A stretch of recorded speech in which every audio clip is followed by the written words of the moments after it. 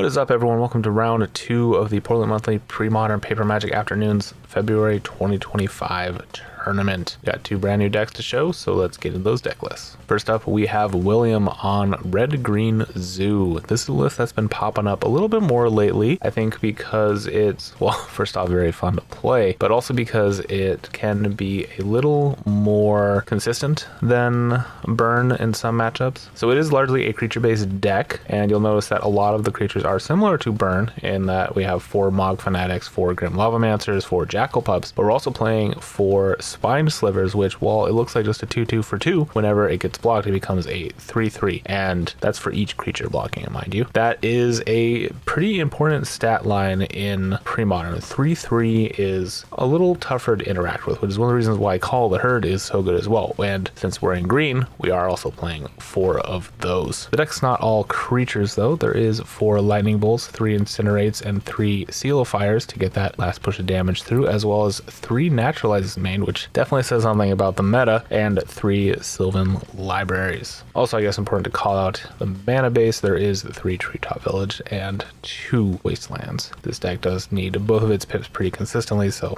that makes sense. Sideboard, we have 4 Phyrexian Furnace, 2 Red Elemental Blast, 1 Pyroblast, 2 Anarchy, 2 Simoons, 3 Hull Breaches, and the 4th Naturalize. So really trying to not lose to Dreadnought, Enchantress, or Mud. Next up, we have Chuck on an old classic in Premodern, Pyro Oath. Now, this is the Oath deck that used to be more popular before people started using Terravor in green-white and green-red. But the whole point of this one is to use Oath of Druids to get out Bloodfire Colossus, which is an 8-drop that has red, sacrifice Bloodfire Colossus to deal 6 damage to each creature and each player, and it's also a 6/6. The rest of the deck is very much control-heavy as you can be in red and green, running 4 Lightning Bolts, 3 Incinerates, 3 Pyrokinesis, 2 Fire Blasts, 4 Pyrostatic Pillars, 3 Sulfuric Vortex, 2 Gaia's Blessings, 3 Naturalizes, 2 Curse Scrolls, and 1 Sylvan Library. There's also a few manlands in the main deck, as is pretty common with most Oath decks, running 3 Treetop Villages and 4 Mistress Factories. For the sideboard, he's got 2 Pyroblast, 2 Red Elemental Blast, 1 Shard Phoenix, 1 Spike Weaver, 2 Ravenous Balos, 4 Black Vice, which is kind of cool, 1 Naturalize, and 2 Tormod's Crypt. Really cool to see this list again. It's been a minute since we've had it on the channel, so without further ado, let's get into the games.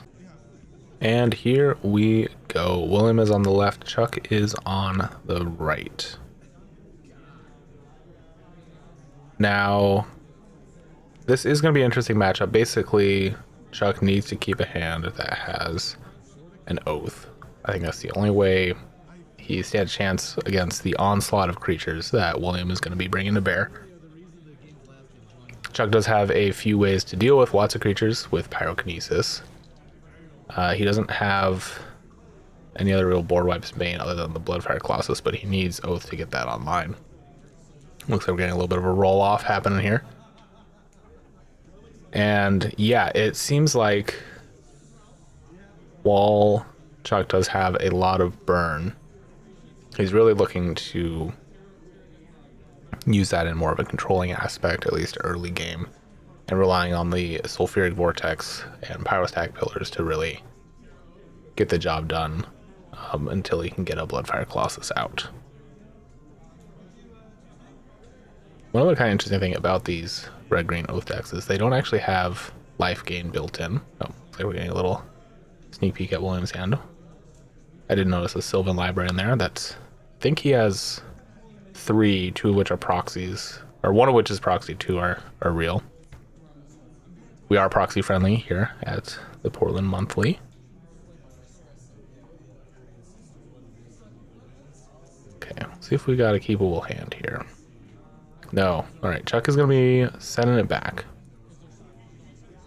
I'm pretty sure neither player knows what the other is on. This is only round 2 of the tournament, unless they were scouting the tables earlier. Doesn't seem super likely.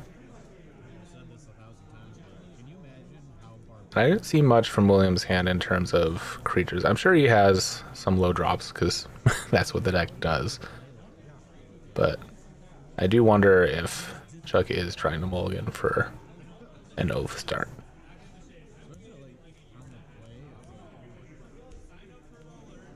Pyrokinesis, by the way, is just such a brutal card in his deck.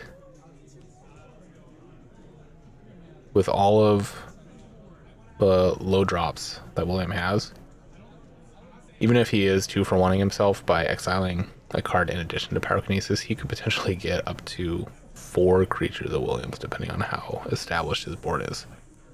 Alright, so Chuck is going down to 5 here. That is important to call out. That's a bit rough.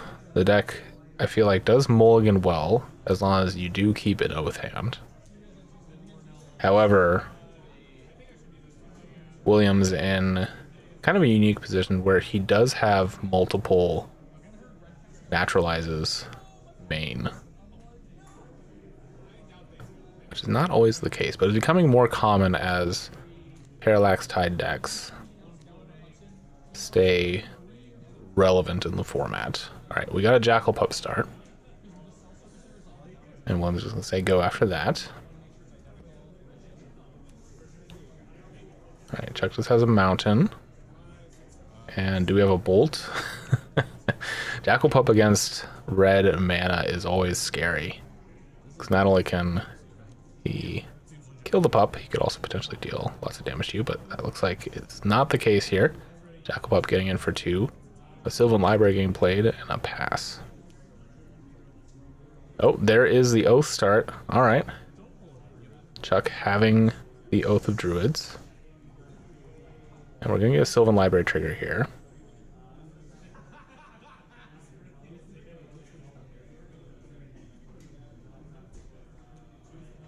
See how many cards William wants to take here.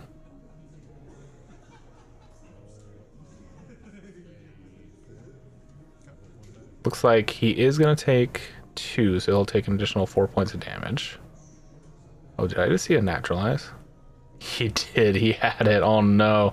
That's rough. All right. Naturalize for the Oath. Swing in for 2. Play a forest. Say go. Do you have anything else in your hand, Chuck, that can deal with what is bound to be an onslaught? There's a Mishra's Factory. Okay. Oh, but we are tapping the Mishra's Factory to play another Oath. All right. Well, that is a great answer to the first one getting naturalized. That's for sure. All right. Yep, William. Remembering his Sylvan Library trigger. Depending on how late in the day is, I usually have to put a dice down. Taking another 2 cards. Taking another 4 points of damage, and has another naturalize. Oh my god. All right. Well, that's pretty rough for Chuck. Not gonna lie. Alright, gonna get in for 2. Gonna fetch here. Are we gonna see a second threat? You've dealt with probably the 2 out of the 4 scariest cards in Chuck's deck. Seems unlikely we're gonna get to the 8 mana to cast a Bloodfire Colossus. And yeah, there's a Grim Lavamancer and a Mog Fanatic. And I think Chuck's getting a little flooded now. He does have, I think, a Sulfuric Vortex, which is not what you want to be playing. You are technically winning the race right now, but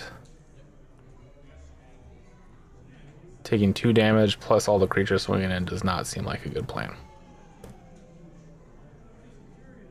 He does have a Mishra's Factory. He can potentially have a decent block here. He's looking at that Sulfuric Vortex. Are we playing it? We are playing it. All right. Well, this game's going to end one way or another. Take 2. Oh, is that a lightning bolt? That's a little nasty. All right, just taking 1 this time. Not going to 4 himself. He has been taking a lot of damage off that Sylvan Library. All right, gonna swing in for 3. Chuck gonna take 3.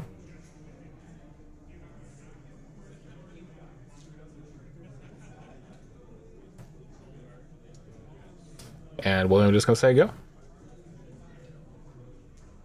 right, taking 2 off of his own pillar, or vortex, sorry.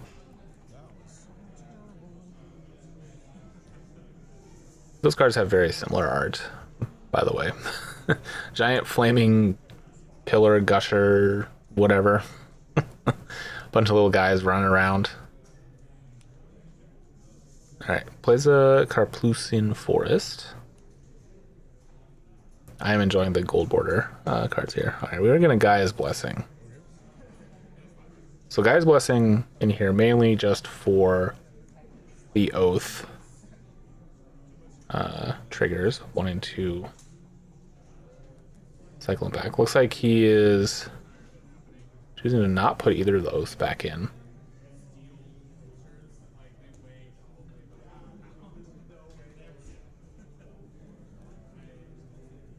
I almost think you'd want to, right? Shuffle. I mean, you didn't leave up a green source, so I don't know if it matters too much, but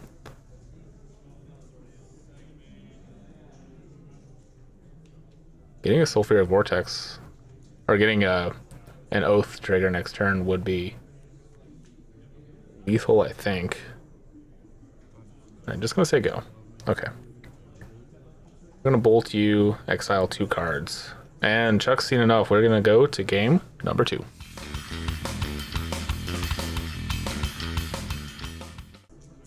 Here we are in game number 2. Bit of a bad beats for Chuck there, getting naturalized twice. Game 1. Not usually what you expect to happen. Alright, looks like he's got some good creature answers here. I think I see a Pyrokinesis. Maybe you'll Incinerate. Curse Scroll. That one's fantastic. Although against a deck that's mainboarding so many naturalized, maybe not. And you have to keep in mind, William did not see what Chuck was oathing for there. So he doesn't necessarily know if this is a true red-green Terravore deck or if it's the more traditional Bloodfire Colossus. I have seen some red-green Terravore running a little bit more burn than anything, or than like Stone Rains and stuff like that. I don't think that's the correct build for that deck, but it's an interesting one. Alright, that hand looks very similar. There's a Pyrostatic Pillar, which might be getting put back. No, it looks like he kept it, I think. Okay, we're going to start off with a Forest and a Curse Scroll. Say go.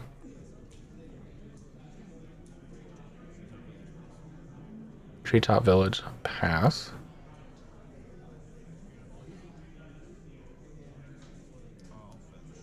Alright, looks like Chuck's going to fetch here. Probably grabbing red source, I'd have to imagine. Yep. Oh, and William resetting his life. Thank you. Alright. I didn't see an Oath in Chuck's hand, but it doesn't mean he doesn't have one. Something to be said for just playing it out. Even if your opponent doesn't have a creature. Slows him down. But no, it looks like we have a Pyrostatic Pillar. Alright, this is a fun one. 2-drop enchantment. Whenever a player plays a spell with CMC 3 or less, does 2 to that player. Alright, so the 2-for-1. Oh, that is nasty. Oh my god. Well, William does take 2 to cast Hull Breach. But Hull Breach getting max value there, taking out an artifact and an enchantment. I don't know if I've ever seen that actually happen on camera. That is just nasty. Alright, there's a Sulfuric Vortex. Everybody take 2. At the start of their turn. I think William is very happy with himself right there.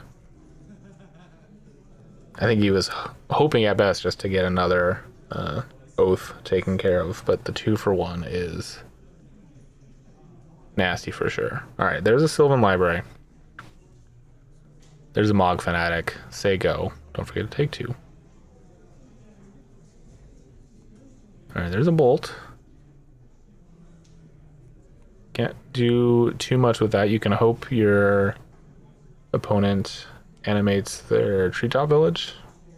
Oh, there's the Oath. Okay. Oath against Mog Fanatic's not great, but it at least forces the sacrifice.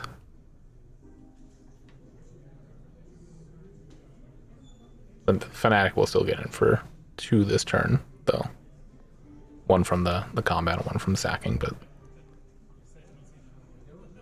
at least it stops recurable damage. Unless, of course, William sees one of his many pieces of enchantment removal, which there's a naturalize, yep, off of the Sylvan Library.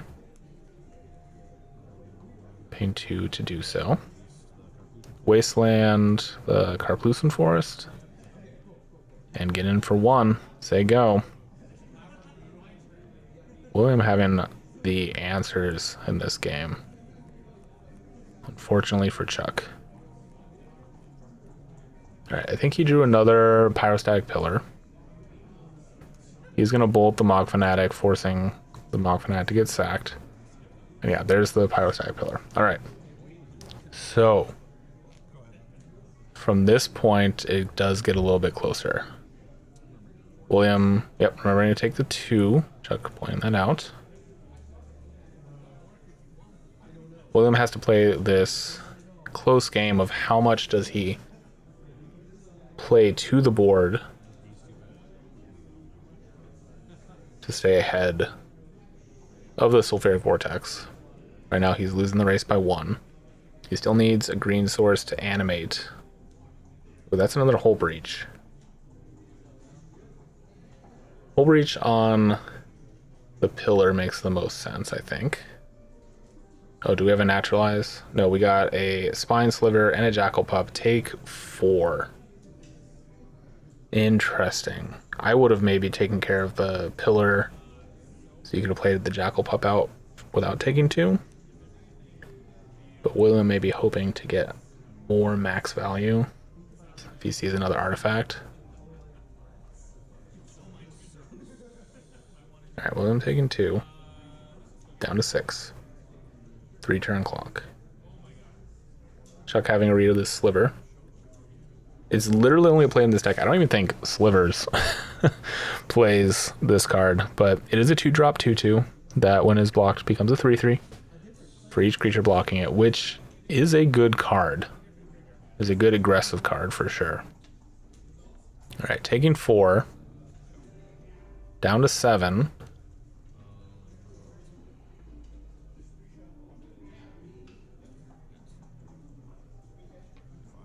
And past turn goes down to 5.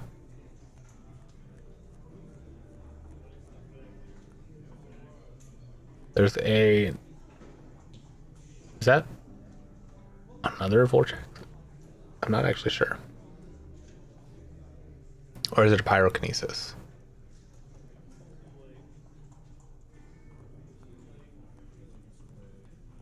Or is it an Incinerate? I'm actually having a little trouble telling what that card is. No, I'm gonna say go. Alright. Take 2, goes to 4. Swing in. Oh, that's a Slice and Dice. That is not in Chuck's deck photo. Although I do want to caveat, I don't... Oh, there's an Incinerate. Take 2. I think that's still lethal. Yep, that is going to be game. I do want to caveat real quick that Chuck... Oh, did he hit his own? I think he incinerated his own guy. All right, that's yeah, that is going to be game.